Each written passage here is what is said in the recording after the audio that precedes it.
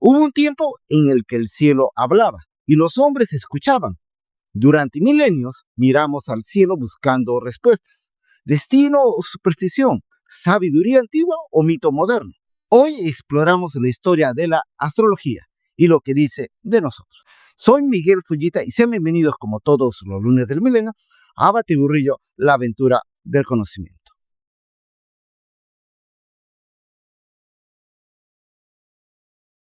Desde la noche de los tiempos, el hombre ha mirado al firmamento en busca de interpretar su condición humana, el sentido de la vida, el infinito y la divinidad. Y es desde hace más de 4.000 años, como mínimo, en la antigua Mesopotamia, que los seres humanos comenzaron a registrar el cielo. Allí, en las ciudades de Babilonia, Ur y Nínive, los sacerdotes no eran solo guardianes del templo, eran también observadores del firmamento. Noche tras noche subían a lo alto de los zigurats, enormes torres escalonadas, para estudiar las estrellas y los movimientos de los planetas. Creían que los cielos hablaban, que todo lo que ocurría allá arriba tenía un reflejo en la Tierra. Un eclipse podía ser un mal presagio. La aparición de una estrella brillante podía anunciar el ascenso de un rey o su caída. La astrología entonces no era un juego ni una ciencia marginal. Era una herramienta poderosa usada para prever inundaciones, planificar cosechas y tomar decisiones políticas y militares. El destino de los imperios podía depender de lo que mostraba el cielo. Esta práctica no se limitaba a supersticiones. Desarrollaron métodos sistemáticos para registrar los fenómenos celestes. Dibujaron mapas del cielo en tablillas de arcilla. Anotaron ciclos lunares y descubrieron patrones en el movimiento de los planetas, que llamaban en aquel entonces estrellas errantes. Así nació la astrología como conocimiento práctico y sagrado. Un saber que unía religión, ciencia primitiva y poder.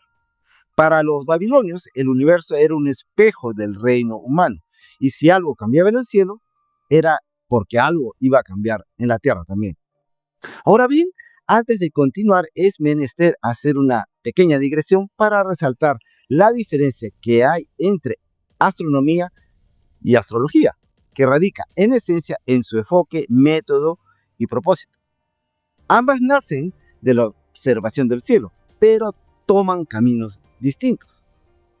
La astronomía es una ciencia, estudia los cuerpos celestes, estrellas, planetas y galaxias y los fenómenos que ocurren fuera de la atmósfera terrestre. Se basa en el método científico, observa, formula hipótesis, experimenta y busca explicaciones comprobables. Su objetivo es entender el universo desde una perspectiva física matemática. La astrología, en cambio, es un sistema simbólico. Interpreta la posición y el movimiento de los astros como influencias sobre la vida humana. No busca explicar cómo funciona el universo, sino qué significa. Y es así que asocia planetas, signos y casas con aspectos de la personalidad, el destino o los ciclos vitales. No se apoya en pruebas empíricas, sino en arquetipos, tradiciones y creencias. Podría decirse que la astronomía mira al cielo para entender el cosmos y la astrología lo hace para entender al ser humano. Una pregunta por el cómo, la otra por el por qué. Aunque hoy se consideran disciplinas separadas, durante siglos convivieron como partes de una misma búsqueda, la de encontrar sentido en el firmamento. Y volvamos a la historia. Mientras en Mesopotamia los cielos eran una fuente de advertencias, en el antiguo Egipto mirar al firmamento era mirar a los dioses. Sí, en efecto, el sol no era solo una estrella, era Ra, el dios supremo, que surcaba el cielo cada día en su barca sagrada.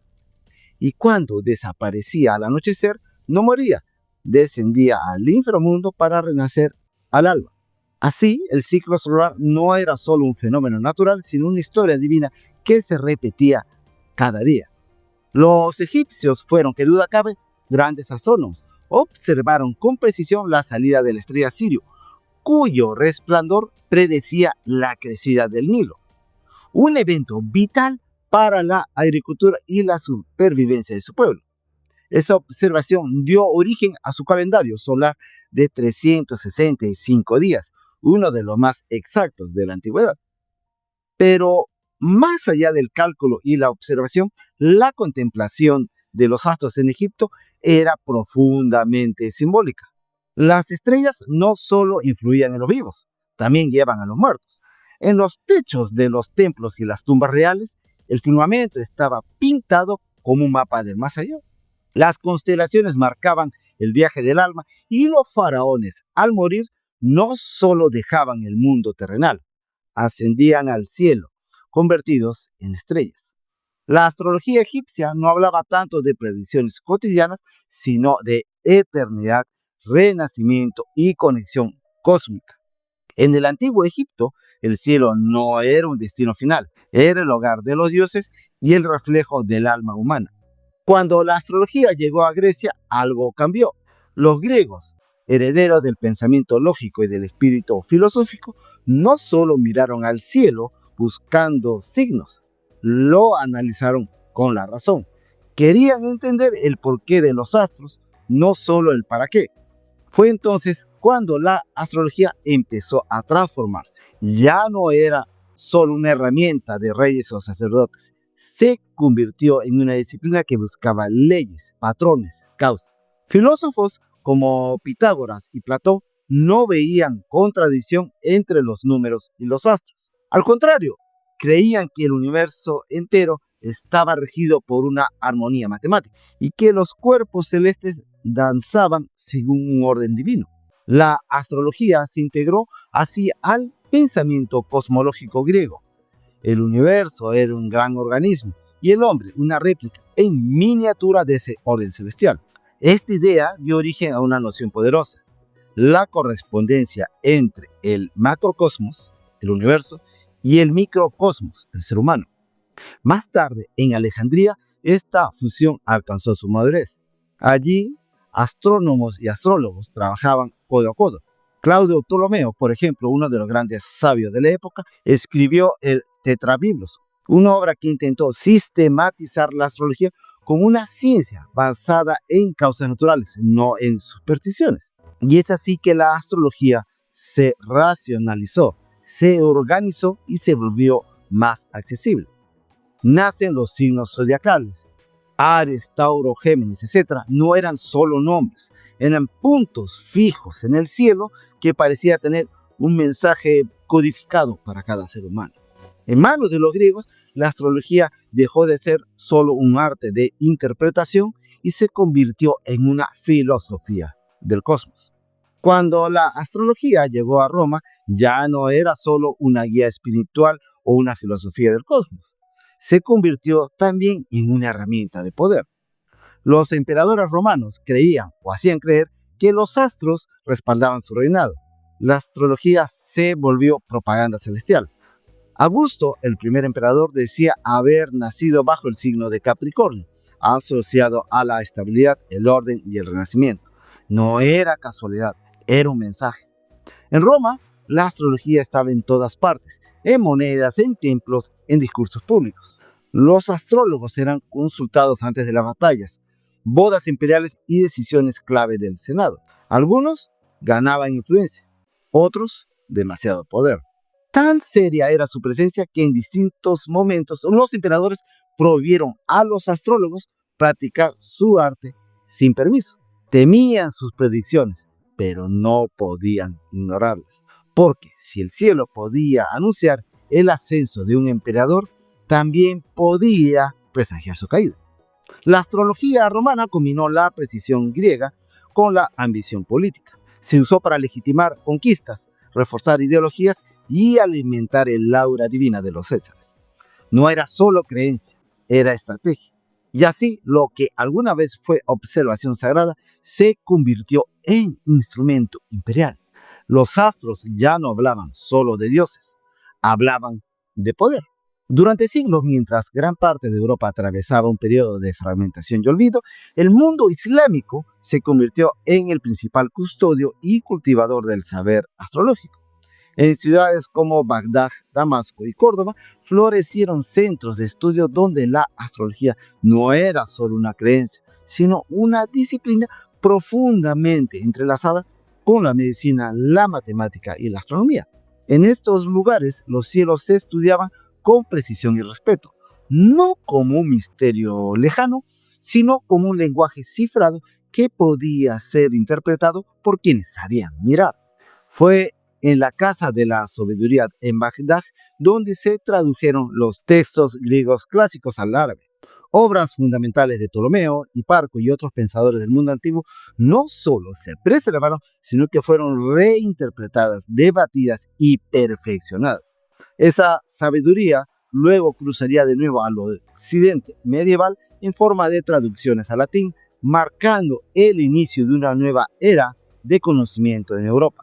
Esa sabiduría luego cruzaría de nuevo al occidente medieval en forma de traducciones al latín, marcando el inicio de una nueva era de conocimiento en Europa. Durante ese tiempo se perfeccionaron instrumentos como el astrolabio, una herramienta asombrosamente compleja que permitía observar los cielos, calcular posiciones celestes y hacer predicciones. Los observatorios islámicos, pioneros en su tipo, ofrecían un lugar donde la observación del firmamento se combinaba con el pensamiento racional y el anhelo espiritual. Para los sabios musulmanes, el estudio de los astros era un modo de entender la creación y, en cierta forma, de acercarse al Creador. Así, la astrología, lejos de desaparecer, se transformó en una forma elevada de conocimiento que conectaba la tierra con el cielo, lo humano con lo divino. Mientras en Occidente la astrología seguía sus caminos, en el lejano Oriente surgían visiones propias y profundamente conectadas con sus filosofías y cosmovisiones. En China, el estudio de los astros se remonta a más de 3000 años, con registros meticulosos de eclipses, cometas y movimientos planetarios. Pero aquí, la astrología no se concebía como algo separado de lo político o lo espiritual. Era un arte al servicio del equilibrio cósmico, del orden imperial y del bienestar social. Los emperadores contaban con astrólogos oficiales, cuya tarea no era solo observar los cielos, sino también interpretarlos como signos del mandato celestial. Cualquier alteración en los astros podía ser entendida como una advertencia para el soberano, una señal de que el equilibrio entre el cielo y la tierra, tan central en la filosofía china, se había alterado. El zodiaco chino, basado en ciclos lunares de 12 años, asignaba animales simbólicos a cada periodo, pero también integraba elementos como el fuego, el agua o la madera, generando un sistema complejo que combinaba tiempo, carácter y destino. Esta astrología era menos predictiva y más relacional. Se trataba de entender cómo las energías del universo se armonizaban con la vida de cada individuo. En Japón y Corea muchas de estas ideas fueron adoptadas y adaptadas, integrándose con creencias locales y tradiciones budistas y sintoístas. Así, en el antiguo Extremo Oriente, la astrología no fue solo una herramienta de interpretación, sino una expresión profunda del deseo humano de encontrar orden, sentido y armonía en el fluir del cosmos. Por otro lado, en el mundo de las culturas precolombinas, la astrología estaba íntimamente entretejida con la vida, el poder y lo sagrado. Lejos de ser una mera observación de los cielos, era una forma de conocimiento que guiaba la agricultura, los rituales, la arquitectura y el destino de los pueblos. Los mayas, por ejemplo, desarrollaron una de las tradiciones astronómicas más precisas del mundo antiguo. Observaron con detalle los ciclos del Sol, la Luna, Venus y otros cuerpos celestes y los integraron en calendarios de extraordinaria complejidad. Para ellos, cada fecha tenía una carga espiritual y una influencia cósmica, y los nacimientos, las ceremonias o incluso las guerras se regían por el ritmo del universo. La astrología maya era, en el fondo, una lectura sagrada del tiempo. En el mundo andino, los incas también construyeron su relación con los astros desde una profunda conexión espiritual. Los movimientos del sol marcaban los solsticios, que eran celebrados con fiestas como el Inti Raymi, y las constelaciones oscuras, figuras formadas no por estrellas sino por las sombras en la Vía Láctea, guiaban la vida agrícola y ritual. El cielo era un espejo de la tierra y las estrellas hablaban el mismo idioma que las montañas y los dioses tutelares. Para muchas de estas culturas, el cosmos no era un escenario distante, sino un ser vivo con el que se convivía y dialogaba. La astrología en América precolombina era menos una herramienta de adivinación y más un puente entre el ser humano, la naturaleza y lo divino. Un saber que, aunque fragmentado por la conquista, aún susurra en códices, piedras y tradiciones vivas. Y volvamos al occidente otra vez. Con la expansión del cristianismo, la astrología enfrentó un nuevo desafío. La mirada del cielo ya no bastaba. Había que mirar también al alma. Para muchos padres de la iglesia, la astrología era peligrosa. ¿Cómo podía aceptarse que el destino de un ser humano estuviera escrito en las estrellas, si cada alma había sido creada libre por Dios? ¿No era aquello una herejía disfrazada de ciencia? Y sin embargo, no desapareció. Durante siglos, la astrología fue tolerada, debatida e incluso practicada, siempre en los márgenes. Santo Tomás de Aquino llegó a aceptar que los cuerpos celestes podían influir en el cuerpo humano, pero nunca en el alma. Esa distinción fue clave. Permitía estudiar los astros sin comprometer la fe. Y es así que los monasterios medievales se copiaban antiguos tratados astrológicos junto con obras de astronomía y teología. Las universidades medievales enseñaban astrología como parte del conocimiento natural del mundo. En muchos casos se usaba para calcular fechas litúrgicas, interpretar sueños e incluso decidir tratamientos médicos, pero siempre con una sombra de sospecha, porque la astrología era, a fin y al cabo, una ciencia que desafiaba el dogma. Y en una época donde el dogma era ley divina, mirar al cielo podía costar caro. Durante la Edad Media, la astrología caminó por una cuerda floja, entre la fe y la razón, entre lo permitido y lo prohibido, entre el cielo de Dios y el de los hombres. Con el Renacimiento, Europa volvió a mirar al cielo, pero esta vez con nuevos ojos. Después de siglos de sombras, la luz del conocimiento clásico regresó. El arte, la ciencia, la filosofía, todo floreció. Y junto con ellas, también la astrología. No como superstición medieval, sino como saber heredado de los antiguos y digno de estudio y reflexión. En las cortes renacentistas no faltaban astrólogos al servicio de reyes y papas. En universidades y observatorios, los movimientos de los planetas eran calculados con rigurosa pasión. La astrología se consideraba parte de una cosmología más grande, una forma de entender la conexión entre el ser humano, la naturaleza y el universo. Grandes figuras de la ciencia practicaron la astrología. Tycho Brahe, Kepler, incluso Galileo, la usaron junto a sus observaciones astronómicas.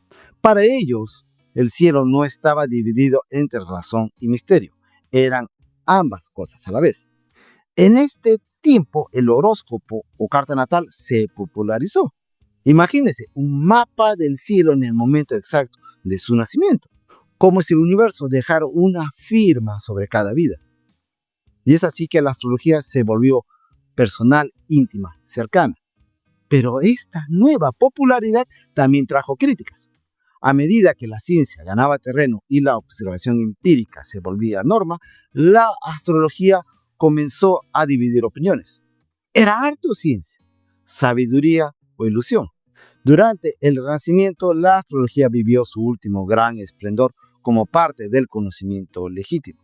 Una época en la que el cielo aún era espejo del alma y los astros portadores de sentido. Con el tiempo, el cielo no cambió, pero nuestra forma de mirarlo sí. Con la ilustración y el auge del método científico, el universo empezó a ser explicado con fórmulas, observaciones, pruebas. El pensamiento racional se impuso como brújula del conocimiento y la astrología fue, poco a poco, arrinconada. Ya no era ciencia, ya no era saber. Para muchos se volvió una superstición del pasado. Los astrónomos se separaron de los astrólogos. El telescopio reemplazó al horóscopo. Y en las academias, la astrología fue expulsada del conocimiento respetable. Pero no desapareció. Porque mientras la ciencia medía distancias, masas y órbitas, la astrología seguía hablando de destinos, emociones y sentido. En el siglo XIX, con el romanticismo, resurgió en lo oculto, ligada al esoterismo, al tarot, a las sociedades secretas. En el siglo XX se reinventó como astrología psicológica, gracias a figuras como Carl Jung, quien veía en los símbolos zodiacales arquetipos del inconsciente. Y aunque perdió el favor de la ciencia, ganó otro espacio, el de la cultura popular. Y es así que los horóscopos llegaron a los periódicos, luego a la radio, después a la televisión. Hoy, los algoritmos del zodiaco están en todas partes, en redes sociales, en memes, en aplicativos que trazan tu carta astral con precisión matemática y mística. La astrología moderna ya no busca convencer, busca conectar. Y aunque la ciencia la cuestione, millones siguen mirando al cielo, no como espacio, sino como espejo. Vivimos en la era de la inteligencia artificial, los viajes espaciales y los datos infinitos. Y sin embargo, seguimos preguntándole al cielo. La astrología, lejos de extinguirse, ha encontrado una nueva vida, no en templos, ni palacios, ni observatorios, sino en la palma de la mano. Con un clic, un aplicativo te dice cómo está tu carta natal. Un meme te recuerda por qué tu ex era tan escorpiano. Un TikTok te habla del retorno de Saturno como si fuera un drama generacional. Y miles de personas, jóvenes, racionales y educadas, encuentran en los signos zodiacales una forma de comprenderse, o al menos explicarse. ¿Es ciencia? No. ¿Religión? Tampoco. ¿Es una necesidad humana de encontrar patrones, símbolos, sentido? Probablemente. La astrología de hoy no pretende competir con la ciencia, no cura enfermedades, ni predice eclipses, pero conecta con algo más profundo, la intuición de que somos parte de algo más grande, que nuestra vida tan fugaz está inscrita en un cielo que ha visto pasar imperios, dioses, creencias, y aún nos observa en silencio. Puede que los astros no dicten nuestro destino, pero seguimos leyendo en ellos nuestras preguntas y a veces incluso nuestras respuestas. Desde los sigurats de Babilonia hasta las aplicaciones del siglo XXI, la astrología ha sido muchas cosas. Ciencia antigua, herramienta política, herejía, arte, juego y símbolo. Pero sobre todo ha sido un espejo, un reflejo del anhelo humano de comprender su lugar en el universo. Porque al final, cuando miramos al cielo, no buscamos solo estrellas. Buscamos sentido, buscamos consuelo, buscamos respuestas a preguntas que no caben en ninguna ecuación. ¿Quién soy? ¿De dónde vengo? ¿A dónde voy? La astrología no responde con certezas, responde con símbolos. Y tal vez por eso sigue viva, porque no intenta imponerse, sino sugerir, porque no nos dice lo que somos, sino que nos invita a explorarlo. Hoy, entre ciencia y creencias, algoritmos y emociones, seguimos trazando mapas, no para predecir el futuro, sino para entendernos un poco más. Y eso, tal vez, no sea tan diferente de lo que hicieron los antiguos. Así las cosas. Eso fue todo por hoy, amigos. Si fue de vuestro agrado, regálenme me gusta, comente y compartan. Muchas gracias. Síganos a través de las redes sociales y les invito a que se suscriban a este canal. Y con ustedes será hasta la próxima semana en un nuevo Batiburrillo. Nos vemos. Chao.